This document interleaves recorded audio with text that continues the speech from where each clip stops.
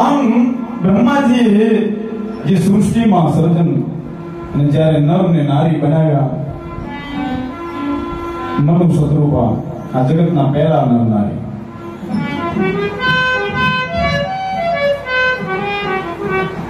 ત્યારે ભગવાને વિચાર કરી અને જે બનાવ્યો છે નર અને નારી, કે આ જગતમાં નરની પણ જરૂરત છે, એવી રીતે નારીની પણ જરૂરત છે.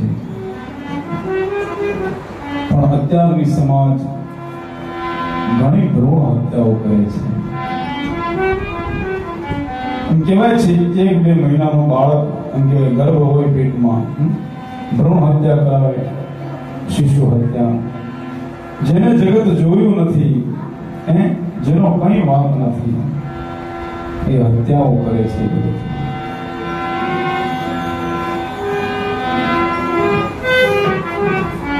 કારણ કે પૈસા વાળા વ્યક્તિ એ શું ના કરી શકે? દવાખાનામાં તપાસ કરાવે, ડોક્ટર કહે કે દીકરી છે,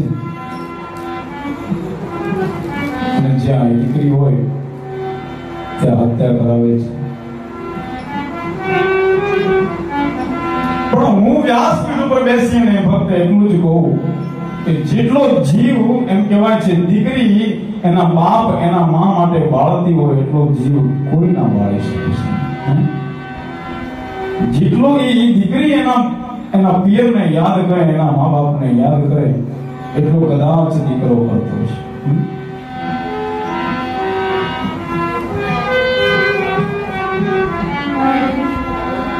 એમ કહેવાય છે જ્યારે દીકરા 2-3 દીકરા હોય ઘરમાં, પરણ્યા હોય, પરણાયા પછી બધાને નોખા કરવા પડે. પ્રકૃતિનો નિયમ છે કે ભેગા સચવાય ન સચવાય, તો જે કંઈ પણ આપણી માલ મિલકત, જે કંઈ પણ આપણો થોડો ઘણો આપણી પૂંજી હોય, એમાં સહી સિક્કાઓ થાય અને પછી એના ભાગ પાડવા પડે છે.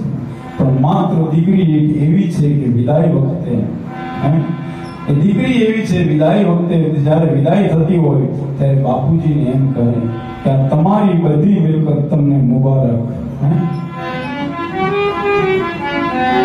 અને દીકરી પાત્ર એવું છે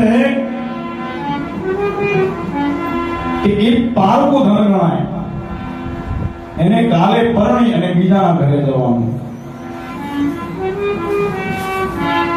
હવે એ દીકરીની તમે કરુણતા વિચાર કરો, થોડુંક એ મનમાં મંથન કરો કે એ દીકરીને પારકા ઘરે જવાનું, પણ એ પારકા ઘરે જઈ જે ઘર છે એ ઘરે કેવા નિયમ છે, કેવી રીતે રહે છે, શું છે, બધા માણસો કોણ છે, કઈ એ દીકરીને ખબર નથી સાહેબ. તે છતાં એમ કહેવાય સાકર દૂધમાં નાખીએ અને જેવી રીતે આ સાકર દૂધમાં મિક્સ થાય, દૂધમાં ભળી જાય, એવી રીતે આ દીકરી સાસરામાં જઈને ભળી જાય છે.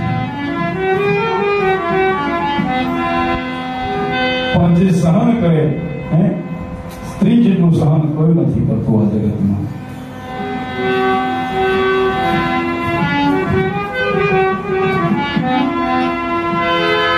અને પછી અંતે એમ કહેવાય છે કે જે ભાગ પડે કોઈ પણ વસ્તુઓના, કે માનો કે 2-4 દીકરા છે, તો આ ખેતર તારું, આ ખેતર બેટા તારું, આવી રીતે ભાગ પડતા હોય, સહી સિક્કા થાય. પણ દીકરી જયારે પરણીને જાય અને ભીત ઉપર જયારે 2 થાપા મારે કંકુના, એ ચોખ્ખા શબ્દમાં કહે છે કે બાપુજી આ મારો સહી સિક્કો છે, આ તમારું બધું તમને અર્પણ, મારે કઈ નથી જોવું.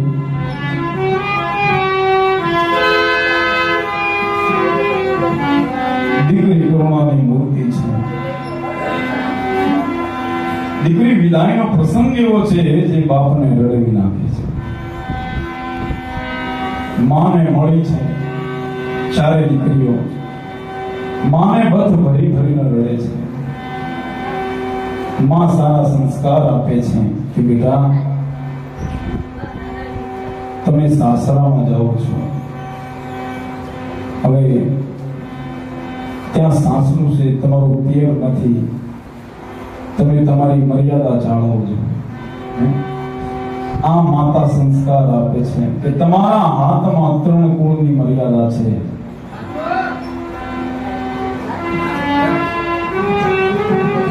તમારા હાથમાં 3 કુળની મર્યાદા છે.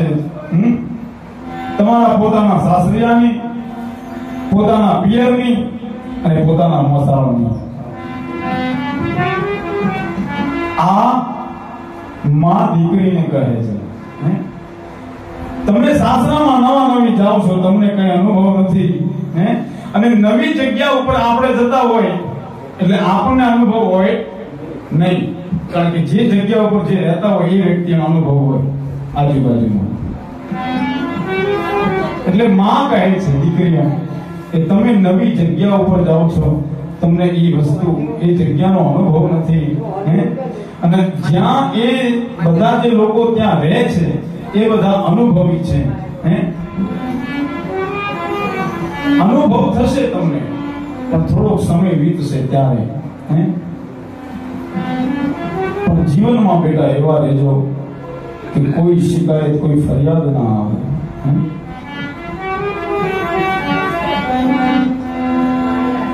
તમારે સસરા છે, 3 સાસુ છે, આવી રીતે માં એ સમજાવી રહ્યા છે. બને એટલી સેવા કરજો,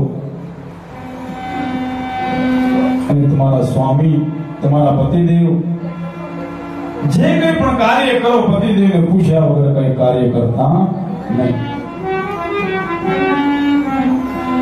અને કોઈ જેઠ જેઠાણી એમ કહેવાય છે કે નળદ કે કોઈ કાંઈ કહી દે સાસુ કે, તો પછી ઊંચું નીચું થઈ જાય તો સહન કરી લેજો, સહન કરતા શીખી.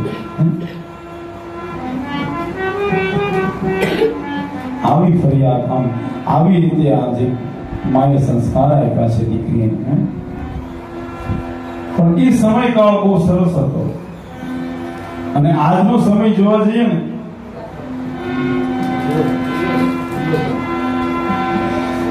આજનો સમય જોવા જઈએ, માં દીકરીને વિદાય આપે ત્યારે જ કહી દો કે આ ફોન પકડ, પેલા આ ફોન લઈ જા. હવે કઈ ચિંતા હોય, કોઈ કઈ કહે તો તરત મને ફોન કરજો.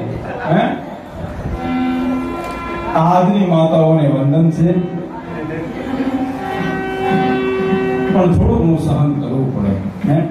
જે અહીંયા પહેલાના માતાઓ બેઠા છે એ અત્યારે અહીંયા પંખા હેઠે બેઠા છે, પણ જયારે પરણીને આવ્યા હશે ત્યારે એમને સહન કર્યું હશે, કેટલું દુઃખ વેઠ્યું હશે. પહેલા કાસાના ઘર હશે, માટીના, બધું લીપવાનું, જયારે પાછું લીપેલું ઉખડી જાય ત્યારે પાછું લીપવાનું. આ બધું પહેલાનો જે સમય, નળિયા વાળા ઘર, ગરીબી વેઠી, અચાનક કઈ એમ એક દમ તો કઈ આ નવા મકાનમાં પ્રવેશ એમને કર્યો નથી, કારણ કે દુઃખ સહન તો કરવું પડે જીવનમાં. દુઃખ સુખ આવે, હરિની ઈચ્છા વળે, પણ જે મનને રાખે ઘડે. દુઃખ સુખ તો આવ્યા કરે, પણ કદાચ એમ કહેવાય છે કોઈ પણ માં પોતાની દીકરીને એમ કહેવાય છે વિદાય વખતે એમ કહેવાય છે રામાયણ જેવો ગ્રંથ આપે કન્યાદાન, કે બેટા આ લે, રામાયણ લેતી જાય. અને દીકરી કહે કે બા કેમ રામાયણ?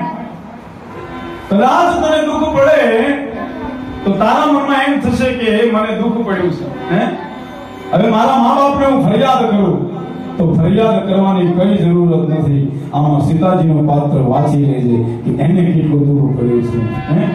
14 વર્ષ સુધી વનવાસમાં ભટકી છે રામની સાથે, એમને કેવું દુઃખ પડ્યું છે એ વાંચી લેજે, તો પછી તને ભાન થઈ જશે કે મારું દુઃખ તો બહુ નાનું છે. અને કદાચ એ ભાન થઈ જાય તો પછી કોઈને ફરિયાદ કરે નહીં, પછી સીધું ઘરનું કામ જ કરે, બાકી હોય.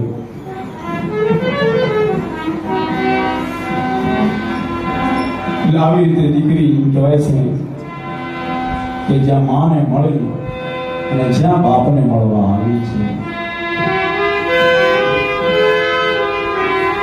બાપને મળવા આવી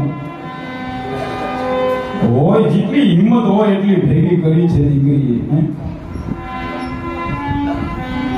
દીકરીના મનમાં એ વિચારે છે કે આજે મારે બહુ રડવું નથી, નકર મારા પિતાજી ભાંગીને ભૂકો થઈ જશે.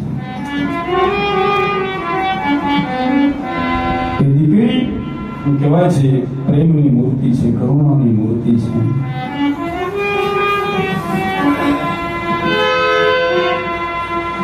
બાપ ઘરે ખેતરથી કે ઓફિસથી કે કોઈ પણ કામથી ઘરે આવે અને દીકરીને એમ કે બેટા પાણી લાવજો. એ 14-15 વર્ષની દીકરી પાણીનો ગ્લાસ લઈને આવે, એમાં જેટલી વાર નથી લાગતી, એમાં જેટલી વાર નથી લાગતી, પણ આજ બાપનું જે ઉંગરું છે એ ઓળંગવામાં 2-3 કલાક જતા રહ્યા છે. એ બાપનું ઉંગરું ઓળંગાતું નથી. દીકરીના મનમાં એમ કે જે ફળિયામાં હું રમીને મોટી થઈ, જે સહેલીઓ વારે હું ભણતી, જે સહેલીઓ વારે હું રમતી, આ આંગણામાં આ ગામમાં મારું જીવન વીત્યું છે. પછી સાહેબ એ દીકરી સાસરે જાય ને એ દીકરીને જ્યારે દુઃખ આવી જાય પછી એ દીકરીના મા બાપ કોઈ દી ભરપૂર ઊંઘ લેતા નથી. કારણ કે જેના ઘરે દીકરી હશે એને આ વેદના સમજાશે. જેવી રીતે ભગવાન પાસે તમે દીકરાની માંગણી કરો કે ભગવાન પહેલા ઘોડાનો દીકરો દેજે, એવી જ રીતે પરમાત્મા પાસે દીકરીની પણ તમે માંગણી કરતા રહેજો. કારણ કે દીકરો એ આપણી ફરજ છે માંગવાનો. દરેકને એમ કહેવાય છે કે આપણું જીવન દીકરા વગર એ આપણે એવી રીતે વિચારીએ કે આપણો સહારો છે. સારી વાત છે, સંસ્કાર સારો હોય તો બહુ સારી વાત છે. પણ એક એમ કહેવાય છે કે એક ફોન જ્યાં દીકરી સાંભળે કે પિતાજીની તબિયત બરોબર નથી અને કંઈ પણ વિચાર્યા વગર કેટલાય હજારો કિલોમીટર દૂર હોય અને દોડીને આવે, એનું નામ દીકરી. અને દીકરાનો બહુ હોય તો સાઈડમાં નીકળી જાય ક્યાંય. હા, ઓલા ના પડે કે રહેવા દે, ક્યાંય નથી જવું, ચાલશે. હવે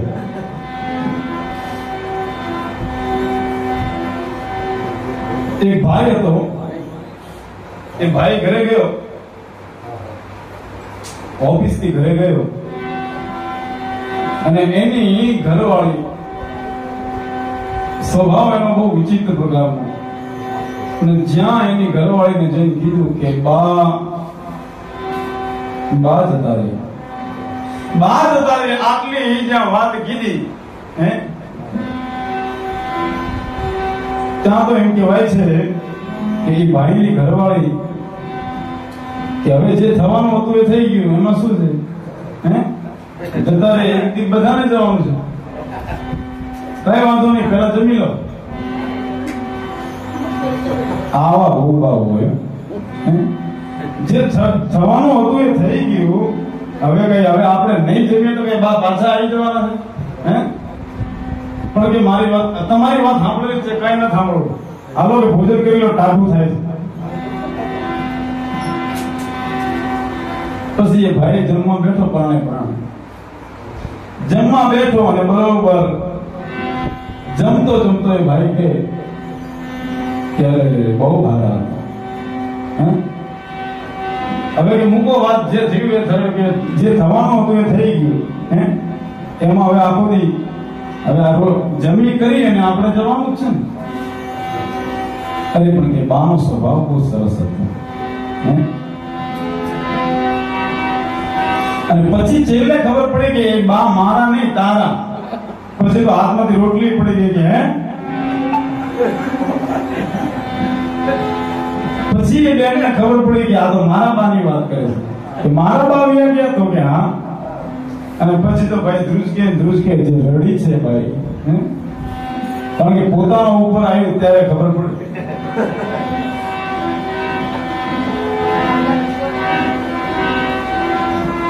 પણ દીકરીની કરુણા કેવી છે, દીકરીનો પ્રેમ કેવો છે.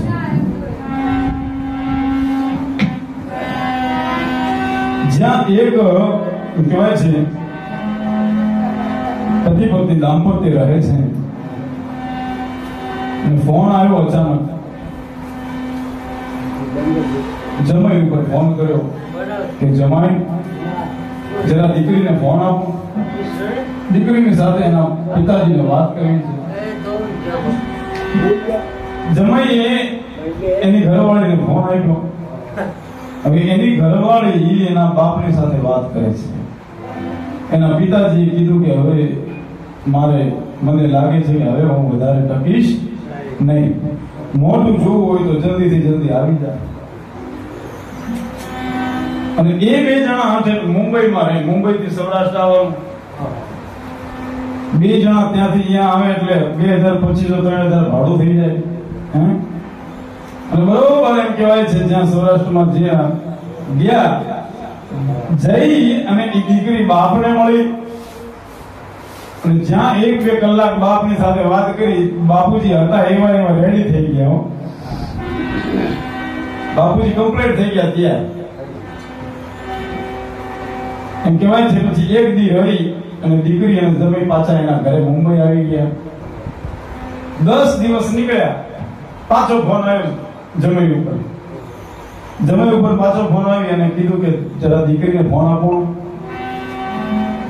દીકરી આરે વાત કરે કે હવે એવું લાગે છે કે હવે હાવ નહીં રહ્યો, ઉપડી જશે, હવે 2 કલાકમાં ઉપડી જશે, એટલે જેટલું બને એટલું જલ્દી તમે આવવાની કોશિશ કરજો. જમાઈ વિચાર કરે કે હવે ફોન આવ્યો છે એટલે જવું તો પડશે. પાછો 2-3 હજાર ખર્ચો કરી અને પાછા મળવા ગયા.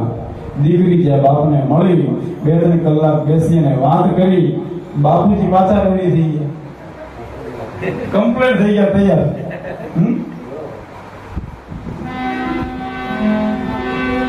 જ્યાં પાછા મુંબઈ આવ્યા, પાછો એવો ને એવો ફોન આવ્યો. એટલે પછી જમાઈનો મગજ ગયો. જમાઈએ કીધું કે આ તારો બાપ નહીં મળે, હું મરી જઈશ, ભાડા ખર્ચી. પણ વાત સાહેબ હસી કાઢવા કરતી કશી કાઢવાની એ છે કે દીકરીમાં એક એવી તાકાત છે કે જે બાપ મરતો હોય એ મરતા બાપને પણ જીવતો કરી દે, એનું નામ દીકરી છે. જે બાપ મરવાની એની ઉપર હોય, બરોબર કે હવે મરવાની તૈયારી છે, કદાચ દીકરી આવી જાય તો બાપ જીવતો થઈ જાય, એવું દીકરીનું પાત્ર છે. પણ કવિ દાદ બાપુએ લખ્યું છે બહુ સુંદર મજાનું, શું કે કવિ દાદ બાપુની દીકરી જ્યારે પરણીને સાસરે ગઈ ત્યારે જાત એમની ચારણ ગઢવી, એ પોતે લેખક હતા, ત્યારે બેઠા બેઠા એમને જે ગીત લખ્યું છે કાળ જાકે રો કાટ મારો ગાંઠથી છૂટી ગયો, કાળ જાકે રો કાટ મારો ગાંઠથી છૂટી ગયો, મમતારો વીરડો ફૂટી ગયો, લૂંટાઈ ગયો મારો લાડ ખજાનો, લૂંટાઈ ગયો મારો લાડ ખજાનો, અને હું તો રોતો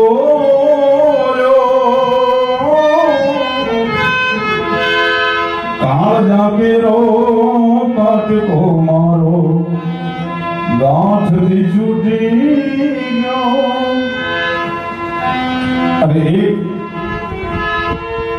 જે કવિએ જે ગીત લખ્યું છે દીકરી માટે, એની 2 કડી તમને સંભળાવો. હવે સાસરે જાતા રે જોજે આંખનો ભીજાય, દીકરી તો પારકી થાપણ કહેવાય, અરે દીકરી તો પારકી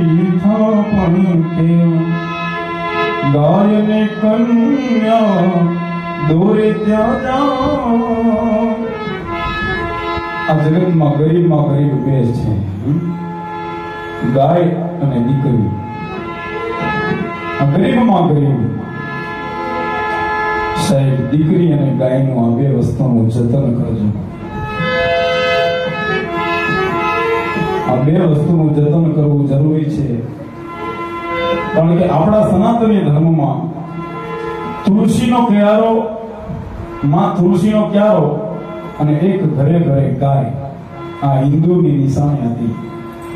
પણ હવે પરિસ્થિતિ પ્રમાણે માણસો જેમ નોકરી વાળા વર્ગ જેમ ભણી ગણીને હોશિયાર થયા, એમ બધી સંસ્કૃતિ બધી જ લુપ્ત થઈ ગઈ. બધી સંસ્કૃતિ આપણી જે છે ધીમે ધીમે ધીમે ઝાંખી પડવા લાગી છે. પણ કોઈક ગામમાં એવું ઘર હોય કે જેના ઘરે તુલસીનો ક્યારો અને એક ગાય હશે. કોઈક એવું ઘર હોય. મહારાષ્ટ્રમાં આપણે જઈએ ને, એમ કહેવાય છે મુંબઈ બાજુ મહારાષ્ટ્રમાં, ત્યાં એક ઘર તમને તુલસીના ક્યારા વગર જોવા ના મળે સાહેબ. અને ત્યાં ભાગવત કથાનો બહુ મોટો મહાત્મા છે. હા, બહુ મોટો મહત્વ છે. ત્યાં ઘરે ઘરે એમ કહેવાય છે ભાગવતો કરાવે.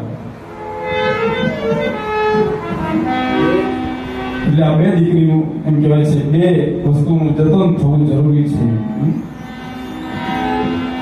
કદાચ દીકરાને ઓછો પ્રેમ મળે તો વાંધો નહીં, પણ દીકરીને તમે ભરપૂર પ્રેમ આપો છો. બને એટલું એમ કહેવાય છે એને સુખ આપવાનો પ્રયત્ન કરવો. કારણ કે દીકરો જન્મે છે એ દીકરી તો જીવનભર અહીંયા જ રહેવાનો હોય. કારણ કે જે ભૂમિમાં એનો જન્મ છે અને એ જ ભૂમિમાં એનો એમ કહેવાય છે શમશાનનો ઠેકાણો છે. પણ દીકરીનો તો જન્મ ક્યાં થાય અને એની શમશાન ભૂમિ ક્યાં હોય ભગવાન જાણે. તો આવી રીતે જનકજી મહારાજે ચાર દીકરીઓને વિદાય આપી.